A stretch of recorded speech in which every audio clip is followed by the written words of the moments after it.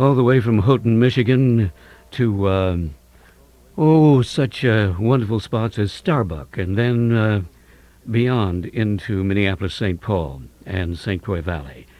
The sound of the Waltz for Devi, a tradition, a composition that is a part of Americana, arranged by Don Sebesky for his project called I Remember Bill in the VMG RCA Victor catalog. And I want to welcome in the arranger and the conductor who has quite a history. Welcome to Don Sebesky. Good to have you there. Thank you, Leigh. Well, you native of Perth Amboy, New Jersey? Is the weather quiet where you are? It is. It's beautiful. Oh, well, and I think you're charming us, too, because 1 week ago it was Stormsville here. Yeah. At any rate, if I just want to touch on this in your history for a moment.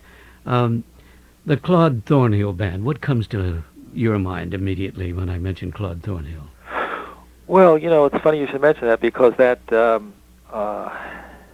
band was what I call the cradle of the birth of the cool. That band has such a unique niche in the formation of jazz talent and a way of thinking that leads us to Bill Evans, because as you know, all music is a chain of influences, and if you go back and you think about the Thornhill Band, it started out as a dance band. It started out life as a dance band, but it had such a soft, subtle sound, and the tempos were slower than slow. It attracted jazz musicians like Leigh and Red Rodney and Jerry Mulligan and Bob Brookmeyer, so it became a jazz band.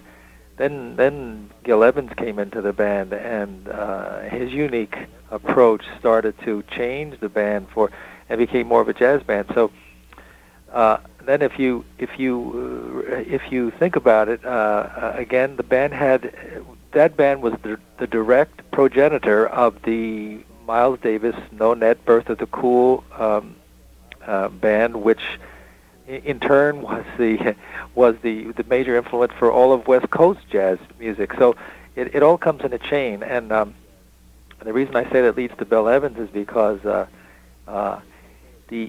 kind of shading and the kind of delicacy and the kind of awareness of dynamics and etc. that exemplified Bill's playing found its original home in Claude's band. Claude never played louder than he absolutely had to, so that when he let loose a little bit, it was a change of dynamics that was startling. So it was that frame of mind that said, I'm going to use dynamics as an integral part of music. I'm not going to play high, loud, and fast all the time, no matter what. I'm going to ride this wave up and down. And so that was a long-winded answer, wasn't it? Well, it's exactly what I was looking for, and of course, it must have, planted a deep influence in your writing. It certainly did. I remember as a kid being initially attracted to more, I would say, brass-heavy music. I was a big Kenton fan, and actually still am. But when I first heard the Claude Thornhill Band, I remember being a kid in high school and first hearing it, and it being so totally different from everything I had heard, it threw me sort of into a crisis of faith. I remember agonizing over it one night and losing sleep, saying, if I like this, how could I possibly like that? It's so different, So it was a process of learning to adjust to a new way of thinking, and that's kind of a big thing, I find.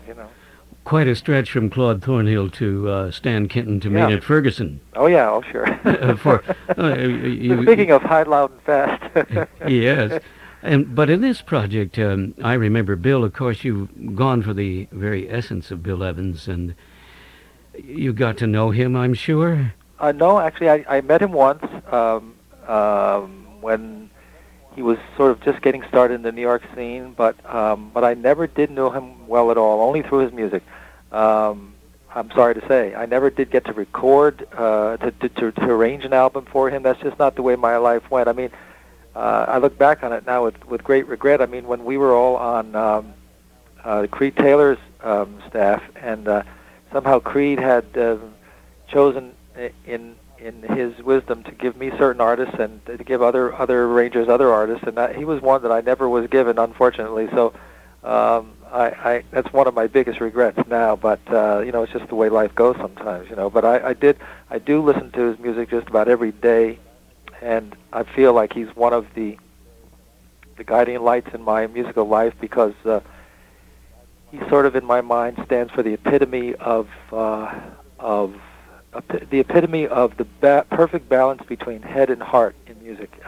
He never sacrifices one for the other, and he never allows it to become imbalanced. So you can in your mind's eye even see him playing and concentrating so intently on every note just to give the right note, the right phrase, the right chord at that point in time.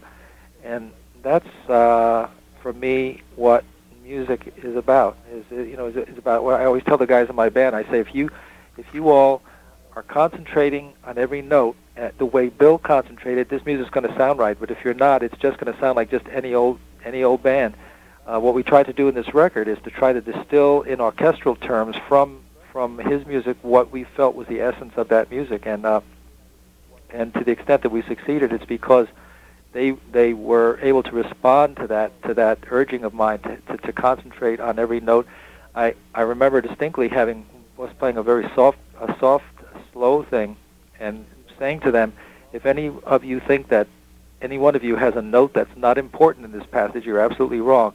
Because if any one of these notes is not there and is not given full value, this whole thing can fall apart. So that's another way to get them to concentrate on the overall oral picture. And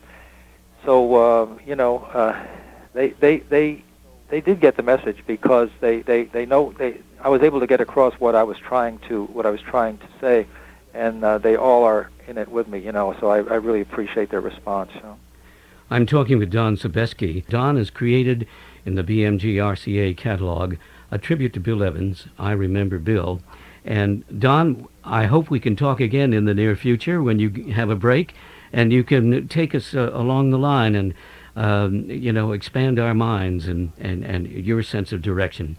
And what a pleasure to talk with you as you've gathered together under your wing people like Joe Lovano, Tom Harrell, and Hubert Laws, and David Samuels, and Joe Passaro, and all of your fine... Bob Brookmeyer. Yes, Bob Brookmeyer.